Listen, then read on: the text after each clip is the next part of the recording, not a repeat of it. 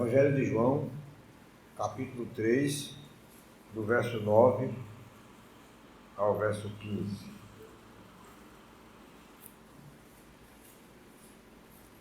Diz assim a palavra de Deus.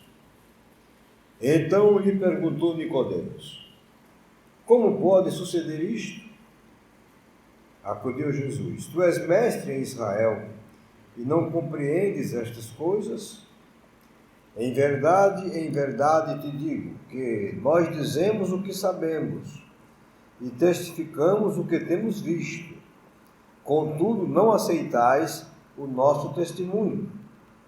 Se, tratando de coisas terrenas, não me credes, como crereis se vos falar das celestiais?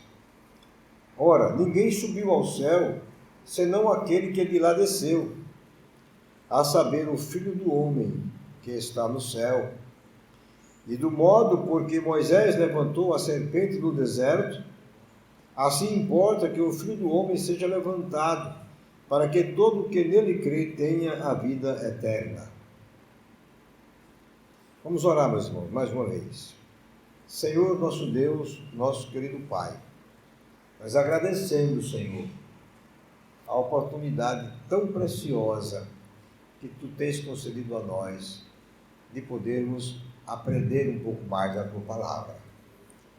Obrigado, Senhor, porque nós temos a Tua Palavra na mão, podemos explicá-la livremente e, Senhor, nada há mais precioso para nós do que aprender na Tua Palavra, Senhor. Ó Deus amado, faça com que amemos a Tua Palavra cada vez mais, ó Deus, que sejamos apegados a ela, Senhor. Pai bendito, neste momento de exposição, nós pedimos a Tua graça, pedimos a Tua bênção, pedimos, Senhor, a Tua sabedoria, o Teu discernimento, através do Teu Espírito Santo, para que possamos explicar o texto para o Teu povo. Que saiamos daqui, Senhor, sabendo um pouco mais, mas não apenas, Senhor, que as palavras que serão faladas, explicadas, fiquem na nossa mente, as que desçam também ao nosso coração, façam morada lá, mudem a nossa vida, transformem a cada um de nós, Senhor, para que assim sejamos cada vez mais santos, para que sejamos cada vez mais parecidos com Jesus. É o que nós te oramos e pedimos no nome dele. Amém. A semana passada nós pregamos na primeira parte do texto, que foi do versículo 1 até o versículo 8, o encontro de Jesus com Nicodemos. Só que nós fizemos isso de manhã, nós fizemos isso à noite. Aí hoje eu inverti, eu resolvi pregar no Novo Testamento à noite e no Novo Testamento de manhã e no Velho à noite, para que pudesse, quem não veio à noite, pudesse assistir também. Apesar que nós estamos gravando as mensagens, mas essa foi a ideia.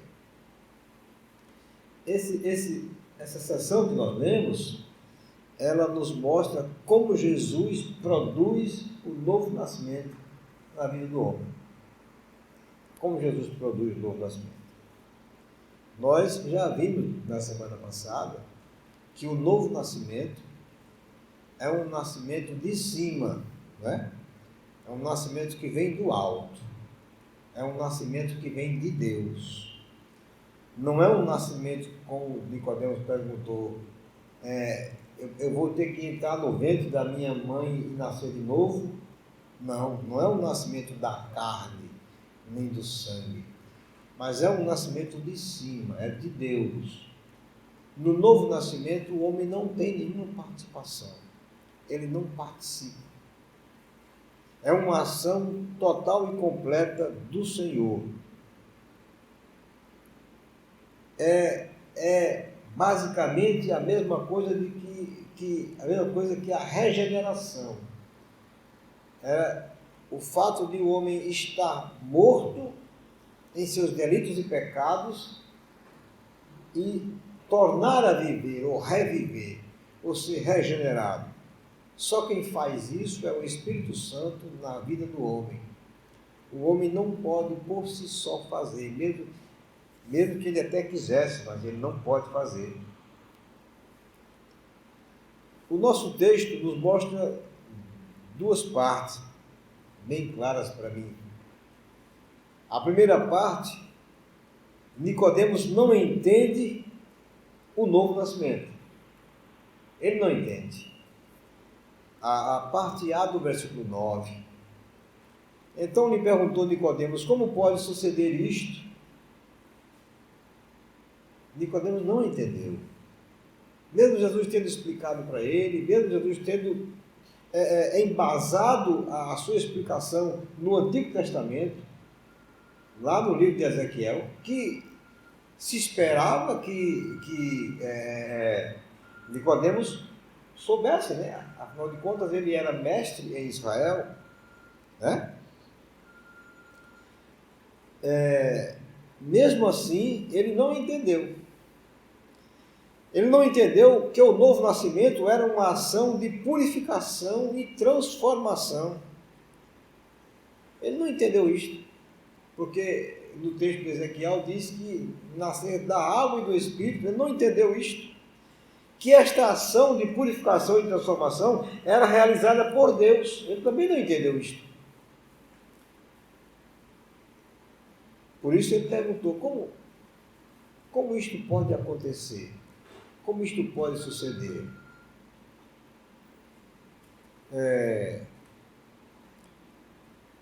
A gente percebe que, a partir desse momento, nesse diálogo de Jesus com Nicodemos, esta é a última palavra que Nicodemos fala. Depois ele não fala mais. Jesus é que fala daí por diante. Ele não diz mais nenhuma palavra. Nós não sabemos se ele entendeu depois ou não. Mas, até esse momento, ele não tinha entendido o que é o novo nascimento. Meus irmãos, isso não deveria ser novidade para nós, né? Até porque as pessoas do mundo também não entendem, não. Elas também não sabem o que é que significa isso. Se o Espírito Santo não nos mostrar, se o Espírito Santo não mover o nosso coração, se o Espírito Santo não fizer essa obra de regeneração em nós, que é o novo nascimento, nós não vamos conseguir também entender, não. É perfeitamente compreensível porque Nicodemos não entendeu. Estas coisas, elas são discernidas espiritualmente, não no âmbito terreno. Por isso ele não entendeu. A segunda parte do texto vai nos mostrar a autoridade, vai mostrar duas coisas: a autoridade de Jesus e a incredulidade de Nicodemos. Porque pode parecer que não, mas a atitude de Nicodemos foi uma atitude de incredulidade. Vamos ver o que é que o texto nos diz. No versículo 9, a parte B do versículo 9, quando Nicodemos pergunta como pode suceder isto, o texto diz: acudiu Jesus, tu és mestre em Israel e não compreendes estas coisas? A forma, na língua grega, como o verso 10 foi escrito, indica que Nicodemos era um mestre reconhecido. Ele não era um mestre qualquer. Ele era uma autoridade religiosa estabelecida, porque era como se fosse o mestre. Ele era uma autoridade religiosa realmente reconhecida e estabelecida. Diante da ignorância de Nicodemos, e é como se Jesus perguntasse: você que é mestre em Israel, doutor da lei, que conhece bem a lei e os profetas, não compreende estas coisas? É como se Jesus perguntasse isso a ele: é estranho que você sendo um mestre em Israel, sendo um doutor da lei, como eu falei da semana passada, um professor de teologia, você não entende isto que eu estou dizendo? Jesus, meus irmãos, podia, com muita propriedade, falar do novo nascimento. Por que ele podia falar? Vamos ver algumas razões. A primeira, porque ele dizia o que sabia e testificava o que tinha visto. Jesus falava de algo que ele tinha conhecimento e que ele tinha visto. Por isso ele podia falar disto. Veja o versículo 11, a parte A. Em verdade te digo que nós dizemos o que sabemos e testificamos o que temos visto. Não sei se vocês lembram, mas quando Nicodemos abordou Jesus na primeira parte do texto, a semana passada, quando lemos, ele disse: nós temos visto os milagres que tu tens feito. Nós. Ele não diz ele, mas ele diz nós, como se ele estivesse representando alguém ali. Quem sabe, talvez, os próprios fariseus, mesmo já que ele era um fariseu. Aí Jesus agora faz a mesma coisa. Jesus diz: em verdade te digo que nós dizemos, aí Jesus não diz eu, mas diz nós, o que sabemos e testificamos, o que temos visto. Na verdade, quando ele diz nós, Jesus está dizendo eu e o Pai, porque ele e o Pai eram que estavam testificando essas coisas, porque ele diz eu e o Pai somos um. Então ele estava se referindo a ele e o Pai. O ensino de Jesus é uma revelação procedente de Deus, meus irmãos. Ela vem de cima.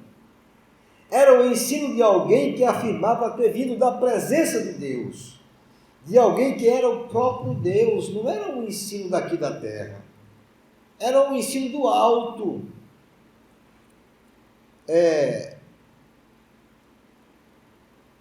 No próprio Evangelho de João, no capítulo 12, versos 49 e 50, veja o que Jesus diz: porque eu não tenho falado, aliás, por mim mesmo, mas o Pai que me enviou, esse me tem prescrito o que dizer e o que anunciar. E sei que o seu mandamento é a vida eterna. As coisas, pois, que eu falo, como o Pai me tem dito, assim falo. Jesus, ele não falava dele mesmo. Ele até poderia fazê-lo, porque ele era Deus. Mas entendendo que ele estava no seu período de humilhação, de esvaziamento, ele diz, e para mostrar a credibilidade que ele tinha, mostrar a sua credibilidade, que as palavras que ele falava, elas não vinham dele mesmo, mas eram palavras prescritas pelo Pai, ditas pelo Pai.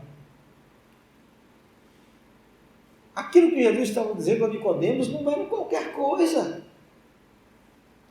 Era como se fosse o próprio Pai falando. Por isso que Jesus fica sem entender Nicodemos não haver compreendido estas coisas. Mas Jesus tinha autoridade também para falar, porque ele era Deus. Ele era e é Deus, feito homem. Versículo 13. Ora, ninguém subiu ao céu, senão aquele que de lá desceu, a saber, o Filho do homem que está no céu. Ele está dizendo, olha, ninguém subiu ao céu, onde recebeu uma revelação para trazê-la à terra. Quem subiu ao céu para receber essa revelação? Quem? Quem foi lá no céu, recebeu do Pai essa revelação e trouxe aqui na terra? Quem fez isso? Somente Jesus veio lá do céu, somente ele veio de lá. Somente Jesus esteve presente, meus irmãos, na sala do trono, onde todas as coisas foram determinadas, inclusive a salvação daqueles que creem. Jesus estava lá, só Jesus estava presente lá com o Pai. Todo o planejamento da salvação, da redenção, Jesus estava presente em tudo isto. Por isso que ele diz, ninguém subiu ao céu, senão aquele que desceu de lá. Só ele desceu do céu e mais ninguém. Jesus era o verbo de Deus, meus irmãos. Jesus é a expressão exata do ser de Deus. Jesus é um com Deus. Jesus é o verdadeiro Deus. Era isto que Nicodemos precisava entender. Ele teria que entender que Jesus era o verdadeiro Deus. E que aquelas palavras que Jesus estava falando eram palavras de Deus. Ou ele entenderia isso, ou ele não entenderia nada.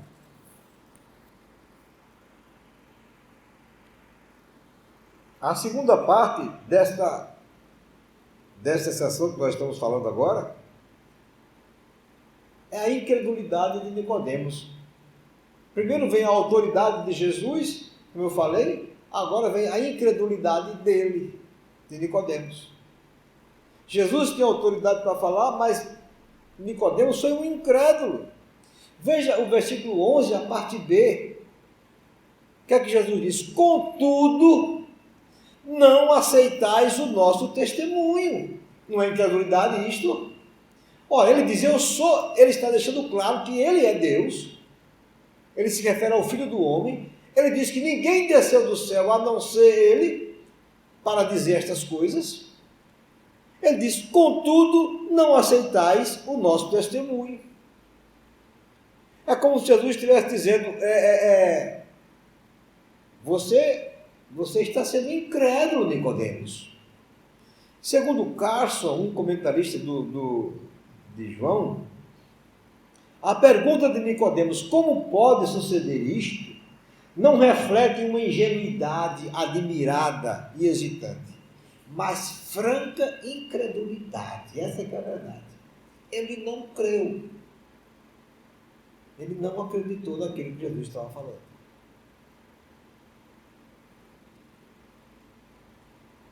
Jesus disse assim, asseguro-lhe, como, em outras palavras, porque o que ele fala é, em verdade te digo, né? Não é isso que ele diz aqui, ó? Em verdade te digo, que falamos daquilo que conhecemos, do que vimos, mas ainda assim não aceitam o nosso testemunho. Jesus disse, eu asseguro a vocês que o que eu estou dizendo foi o que eu vi, é o que eu sei, e mesmo assim você não aceita o meu testemunho.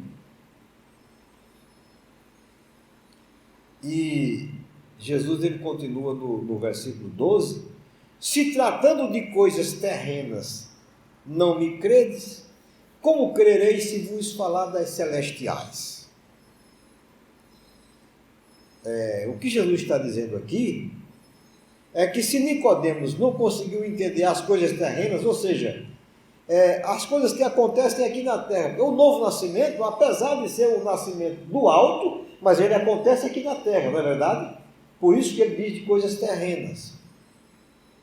Ele está falando de coisas que acontecem aqui na terra. E ele diz que ele não crê, né? Não entende. É como ele está dizendo aqui, ó, não me credes? Como crereis se vos falar das celestiais? Como ele entenderia, como ele creria se o Senhor Jesus falasse das coisas que foram concebidas na eternidade, que só ele conhecia, Nicodemo nem de longe saberia? Aí é que ele não ia entender mesmo, não é verdade? Porque ele não estava entendendo o que Jesus estava falando, que era o novo nascimento, algo que acontecia aqui na terra com os homens. Mas só Jesus participou, meus irmãos, de toda a criação. Se Jesus fosse falar dessas coisas que aconteceram lá no céu, no âmbito celestial, entre ele e o Pai, aí é que Nicodemos realmente não entenderia. A terceira parte do nosso texto vai dizer que a vida eterna, vai falar da vida eterna conquistada por Jesus. A vida eterna que o Senhor Jesus conquista. Agora só o Senhor Jesus fala. A vida eterna, ela é um produto do novo nascimento. Ela é um resultado do novo nascimento. Nessa parte, Jesus apresenta, primeiro, um tipo profético da sua crucificação, da crucificação de Cristo.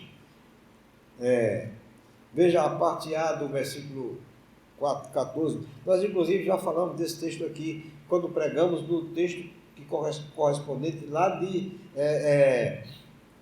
Números. Jesus vai apresentar um tipo profético da sua morte na cruz. Ele diz: e do modo porque Moisés levantou a serpente no deserto. Agora Jesus está se referindo novamente. Mais uma vez, Jesus se reporta ao Antigo Testamento para embasar o seu ensino, mais uma vez, porque ele está falando com o mestre da lei. Ele está falando com um homem que só entendia o Antigo Testamento porque só era a escritura que existia. Jesus faz referência àquele episódio lá de Números, que nós já pregamos aqui, quando o povo de Israel, punido por Deus com serpentes abrasadoras, por causa do pecado de murmuração contra o Senhor. E nós conhecemos a história que Moisés fez, levantar a serpente, né? E é isso que o Senhor Jesus está dizendo aqui. Está se referindo a esse episódio, que o povo murmurou contra Deus, e por causa do pecado, e nós já vimos aqui que o pecado de murmuração é um pecado de incredulidade, está dentro do mesmo contexto, nada está fora do contexto. Por quê? Porque quem murmura é porque não crê naquilo que Deus prometeu. A murmuração é uma consequência da incredulidade. A incredulidade leva o homem a murmurar, a questionar, a reclamar de Deus. Por causa da murmuração ou por causa da incredulidade do povo, Deus mandou aquelas serpentes abrasadoras para castigar o povo. Muita gente morreu, nós já pregamos aqui sobre isto, tá certo? Aí Jesus diz, olha, e do modo porque Moisés levantou a serpente no deserto. Deus manda Moisés levantar uma serpente de bronze lá no meio do arraial de Israel, e qualquer que é mordido por uma das serpentes abrasadoras olhasse para a serpente de bronze, era imediatamente curado. Jesus se refere a esse episódio. Não era preciso fazer nada. O judeu não precisava fazer absolutamente nada.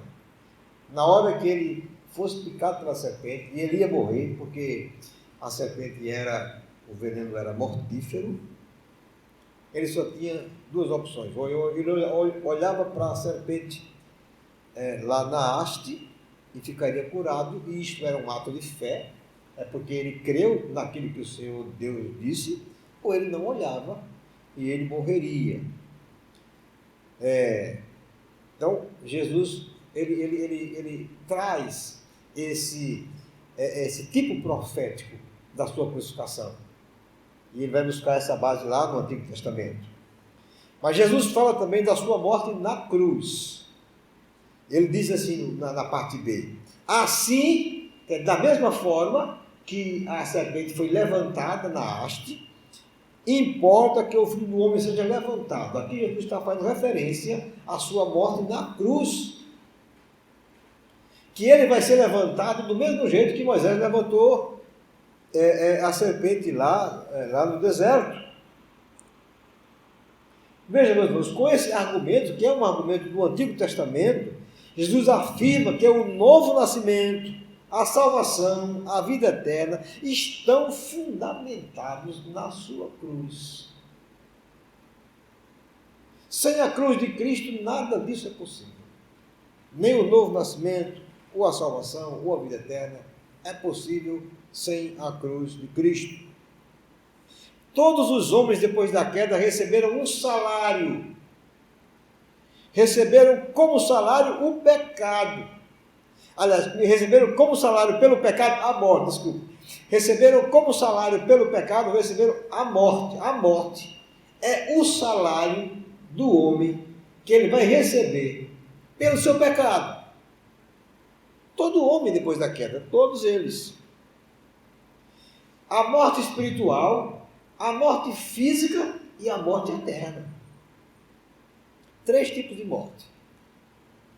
A morte espiritual, meus irmãos, que ele já nasce assim, morto espiritualmente, separado de Deus. A morte física que ele vai sofrer depois de algum tempo, ou não, pode ser rápido ou demorado. E a morte eterna se ele não conhecer a Cristo. Que é uma morte em que você está morto, mas você está vivo. É uma morte que nunca termina. A morte eterna é algo tão terrível que se o homem imaginasse o que é a morte eterna, ele faria qualquer coisa para não passar por ela. Imagine uma morte que você não termina de morrer. Que ela nunca acaba. Você morre todo dia. E você não está vivo. A solução é muito simples para isso. É olhar para a cruz de Cristo. Esta é a solução simples demais para aqueles que estão no pecado, sujeitos, já nasceram mortos à morte física e também à morte eterna.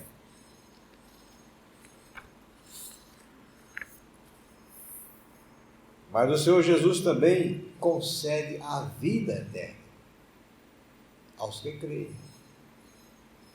É o que diz o versículo 15. Para que todo o que nele crê tenha a vida eterna. Jesus concede aos que creem a vida eterna. A semelhança lá do episódio das serpentes abrasadoras entre o povo de Israel, nada pode ser feito, nada, nem precisa, para ser salvo. Apenas olhar para a cruz de Cristo e crer que Ele morreu no seu lugar, que Ele morreu como nosso substituto. Eu sei que vocês podem dizer, pastor, mas nós todos já sabemos disto. Isso que o senhor está pregando, a gente já sabe. O senhor tem pregado isso várias vezes aqui, a gente já sabe essas coisas. Eu sei, meus irmãos, que vocês já sabem, eu sei.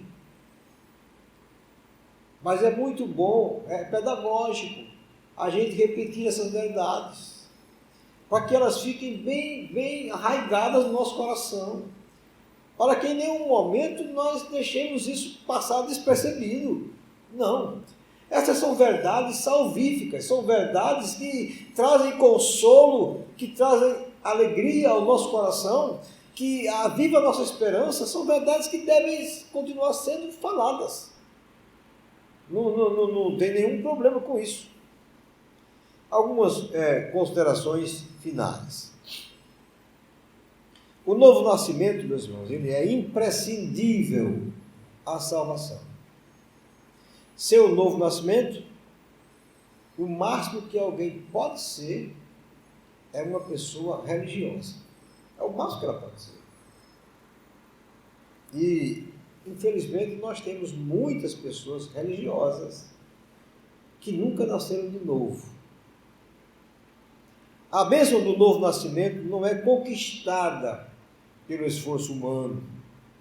Não se trata de boas ações ou de um elevado padrão ético e moral. Essas coisas são coisas boas, são louváveis, mas são obras da justiça própria do homem. Não passam de tentativas de mudanças de fora para dentro, com a intenção de alcançar algum mérito salvífico diante de Deus. Não estou dizendo que isso não é bom, não é bom, é muito bom. Ter um elevado padrão moral e ético é um dever de todo cristão. Mas isso tem que ser uma consequência do novo nascimento, não algo que eu faça para conseguir a salvação. No novo nascimento, meus irmãos, a ação é de Deus, totalmente de Deus, que transforma o homem de dentro para fora. Essa é a diferença. Não é uma transformação de fora para dentro, que vem do homem para o coração. Não. É uma transformação de dentro para fora. Ela é operada no coração e ela sai. Ela sai como resultado de dentro para fora. O novo nascimento muda os seus valores, muda os valores do homem e implanta nele um novo coração e torna-o um cidadão do reino de Deus. Essa ação é totalmente de Deus. O homem não tem condições de fazer isso. As boas obras e o elevado padrão ético e moral são resultados desse novo nascimento. Tem que ser, meus irmãos, tem que ser. O homem que nasceu de novo deixa de viver segundo o mundo e passa a viver segundo Deus. Há uma mudança radical de vida, na fé e na prática. Caso contrário, não houve um novo nascimento. Porque o novo nascimento tem que gerar dentro do homem uma mudança, uma transformação. Senão, ele vai estar naquela categoria de um religioso. Alguém que procura fazer as boas obras e procura viver corretamente. Tem muita gente vivendo assim. Tem muita gente que tem uma vida correta. Você olha para a pessoa e vê que é uma pessoa que tem um padrão moral e ético muito elevado. Teve uma boa criação, uma boa família, tem muita gente assim. Mas isso não é garantia de salvação. De jeito nenhum. Porque essas são coisas que vêm de fora para dentro.